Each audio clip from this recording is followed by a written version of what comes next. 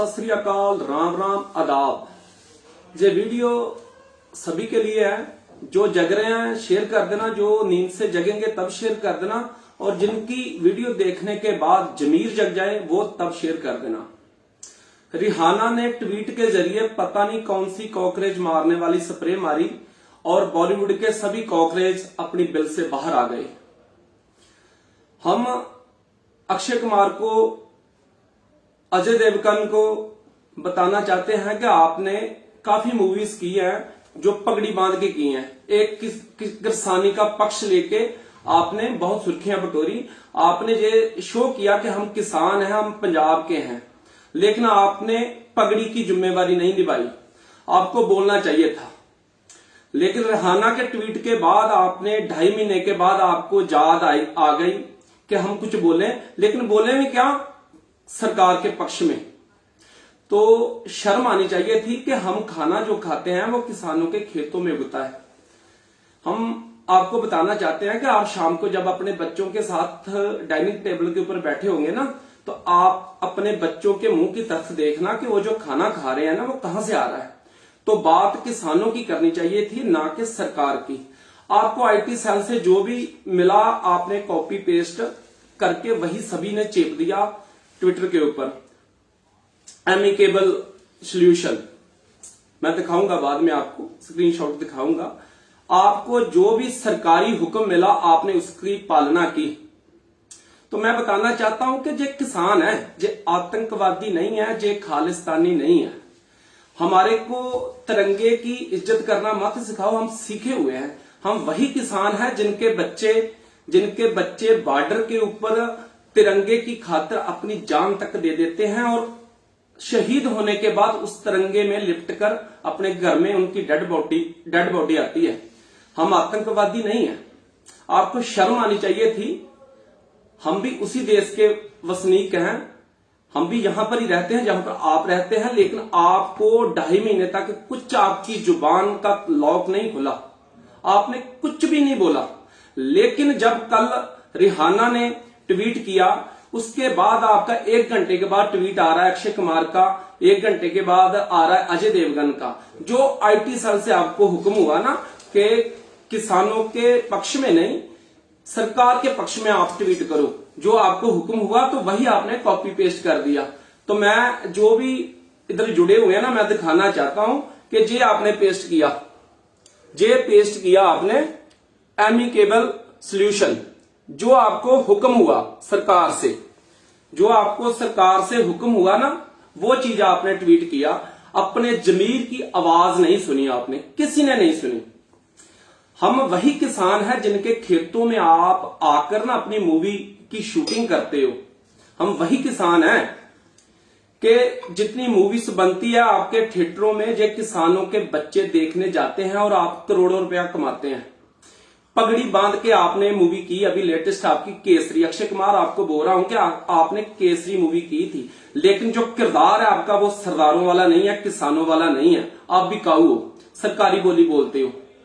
जो आपको सरकार बोलती है ना वही आप करते हो। अपने जमीर की आवाज सुनना। कभी शाम को जब अपने परिवार के साथ बैठोगे ना, तो अपने जमीर की आवाज सुनना कि क्या ये ट्वीट जो मैंने किया है ये सही था कि गलत था। खाना खाते हो ना आप, रोटी खाते हो, गेहूं खाते होंगे आप, वही गेहूं जो है वो किसान उगाते हैं। हम कुछ अलग नहीं मांग रहे, कुछ भी अलग नहीं मांग रहे। हमने ताजमहल नहीं मांगा, हम किसान हैं वही मांग रहे हैं। जो हमारे पास टुकड़े जमीन के है ना दो, कि हमारा रोटी दाल चलता रहे, वही मांग रहे हैं हम। मैं आपको उदाहरण देता हूं कि आप अपनी बच्ची से बहुत प्यार करते हो, सभी को पता है। अक्षय कुमार जी आपको बोल रहा हूं, अगर आप उसको कोई खिलौना देते हो ना, वो आपकी बच्ची रो रही है कि पापा ये खिलौना मेरे को नहीं चाहिए, तो क्या आप 2.5 महीने तक वो खिलौना उसके गले में टांग सकते हो कि तेरे को यही इसी के साथ खेलना है? वो सिचुएशन है किसानों की। हमारे को जो नहीं चाहिए क्यों हमारे गले में डाला जा रहा है? अपने जमीर की आवाज सुनो। आपने सरवाइव करना है ना तो किसानों के बीच में करना। आपने हमेशा के लिए अपने फ्लैट्स में नहीं रुके रहना। एक किसान आपको ना आपका सम्मान करते हैं, लेकिन आपने उनके प्रति गद्दारी वाला किरदार निभाया। आप गद्दार हो गए। क्यों हो गए कि आपको जो सरकार के आईटी सेल से इंफॉर्मेशन जाती है ना, आप कॉपी पेस्ट करते हो, उसके अलावा कुछ नहीं। और गॉड ऑफ क्रिकेट, आपको भी क्या बोलूं मैं तेंदुलकर जी, आपको भी लोग भगवान मानते हैं, लेकिन आपने भी जो ट्वीट किया वो काबिल तारीफ नहीं है। आज के बाद मैं आपकी इज्जत नहीं करूंगा, आप बहुत इज्जत की करता था मैं आपकी, सभी करते थे, लेकिन जो आपके किरदार है ना इज्जत करवाने वाले, वो नहीं है। आपने भी वही किया जो सभी ने किया, अक्षय कुमार ने किया, अजय देवगन ने किया, श्लेष शेट्टी ने किया, आपने भी वही किया। आपको भगवान की तरह पूजते हैं लोग। आपकी कॉपी किस किसने की? शेखर धवन ने की, विराट कोहली ने की। तो आपको ये चीजें शोभती नहीं है। सरकारी बोली मत बोलो, अपने जमीर की भी आवाज सुनो कि हम खाना खाते हैं, रोटी खाते हैं, जमीर की आवाज भी सुननी चाहिए थी आपको। आप बिल्कुल ही पटरी से दूर हो गए। आप कभी भी सोचना, थोड़ा प्रेशर डालना कि जो किसान मांग क्या रहे हैं। हम किसी का कुछ नहीं मांग रहे, हम इस देश में पैदा हुए हैं, हमारा जो था ना, हमारे पूर्वजों का था, वही मांग रहे हैं। हम कुछ अलग से नहीं मांग रहे कि हमारे को कोई प्लेनेट दे दो, कोई ग्रह दे दो, वो नहीं मांग रहे हम, हमारा जो है वही मांग रहे हैं। तो रिहाना के ट्वीट के बाद जो उसने कॉकरोच मारने वाली है ऐसी स्प्रे मारी के पूरे कॉकरोच बॉलीवुड के बिल से बाहर आ गए। हम यहां पर जिन्होंने अच्छा बोला उनके बारे में भी बताएंगे। तापसी पन्नू ने बहुत अच्छा ट्वीट किया। क्यों किया? कि वो गोबर नहीं खाते, वो खाना खाते हैं। सोनाक्षी सिन्हा ने ट्वीट किया, किसानों के पक्ष में किया। उन्होंने बताया कि हम खाना खाते हैं, हमारी सोच जो गोबर खाने वाली नहीं है। इस बात से साबित होता है कि जागती जमीर वाले भी हैं। और आज के बाद जो जुआ वर्ग है, जो किसानी के साथ जुड़े हुए हैं ना, वो मियां खलीफा की इज्जत आपसे ज्यादा करेंगे, क्योंकि उसने शरीर तो बेचा लेकिन अपना जमीर नहीं बेचा। आपने अपना जमीर बेच दिया। सरकारी बोली के ऊपर आपने अपना जमीर बेच दिया। अंदर झांक के देखना अपने। पूरी की पूरी दुनिया किसानों के पक्ष में है। क्यों है? सोचना क्यों है?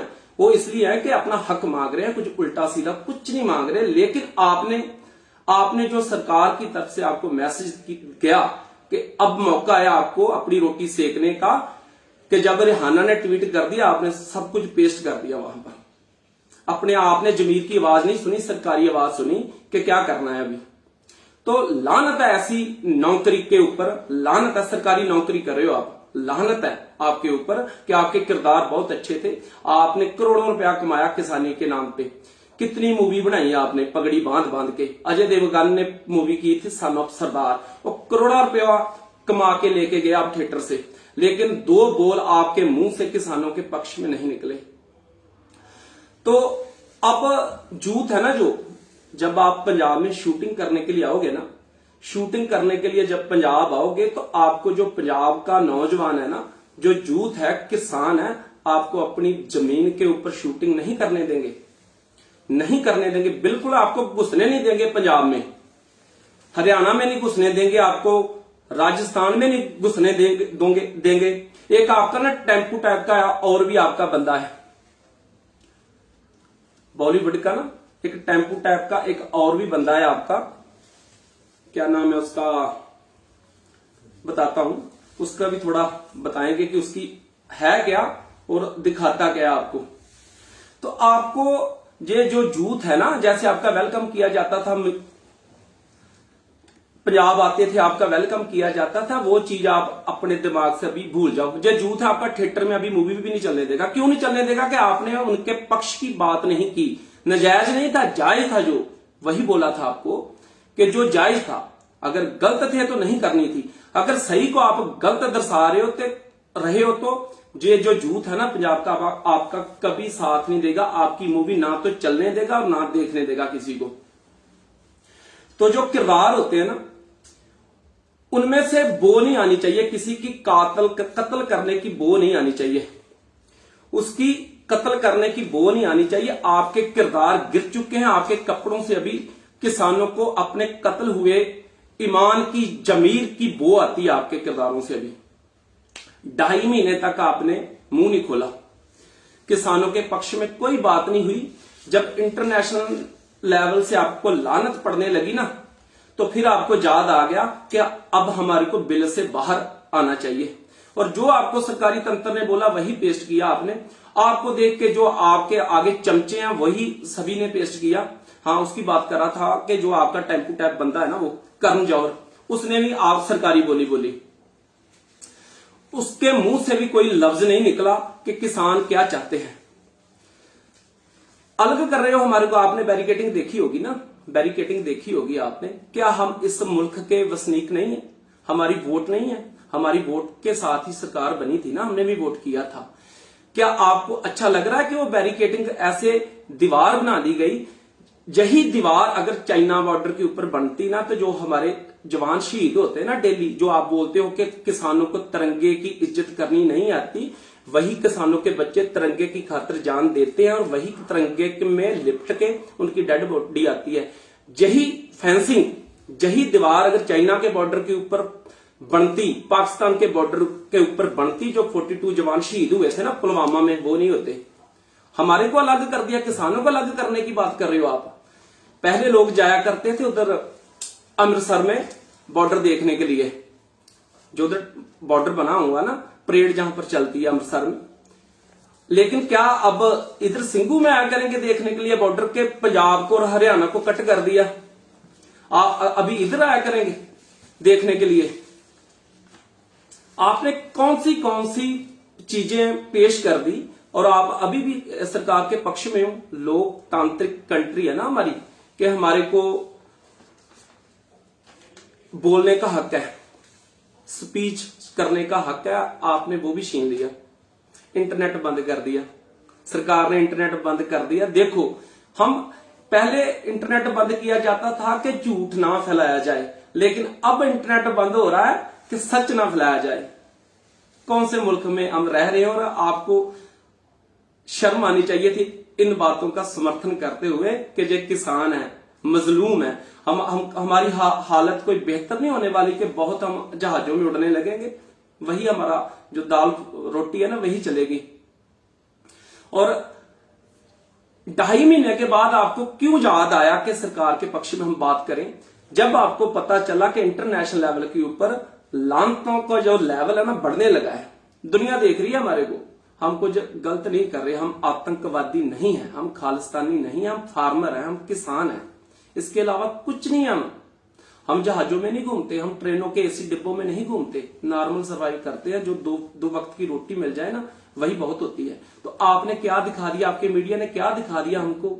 जो 2.5-3 लाख सड़कों के ऊपर ट्रैक्टर सही तरीके से किसान जत्थेबंदियों की अगुवाई में सही तरीके से चल रहा था, दिल्ली के पूरे वासी फूलों की वर्खा कर रहे थे उनके ऊपर, वो किसी ने दिखाया नहीं। और जो 35-40 ट्रैक्टर लाल किले की तरफ गए और उनको दिखा दिया, हमारे को टेररिस्ट बना दिया, आतंकवादी बना दिया। हम बताना चाहते हैं जिस केसरिया निशान से एलर्जी हो रही है ना, ये वही केसरिया निशान है जो प्रधानमंत्री बांध के जाते हैं ना अपने सर के ऊपर, पटका बांध के जाते हैं गुरुद्वारे में, ये वही केसरिया निशान है। ये शांति का प्रतीक है, ये आतंकवादियों का कोई निशान नहीं है। दुनिया के हर एक गुरुद्वारे में यही निशान सब चलता है। और इसी के नीचे एक ऐसा पाठ मानवता का पढ़ाया जाता है जहां पर यह सिखाया जाता है कि सब मिलकर बांटकर खाओ। और हमारे को आपने क्या दिखा दिया? हम इतने बुरे नहीं थे जितने आपने दिखा दिया। तो हम दोबारा बोलना चाहते हो कि कब जब आपके बच्चों के साथ आप बैठे होंगे ना, उनसे सलाह मशवरा थोड़ा करना कि हम ये जो खाना खाते कहां से आता है, कौन उगाते हैं, हम उनको कितना गलत प्रचार कर रहे हैं।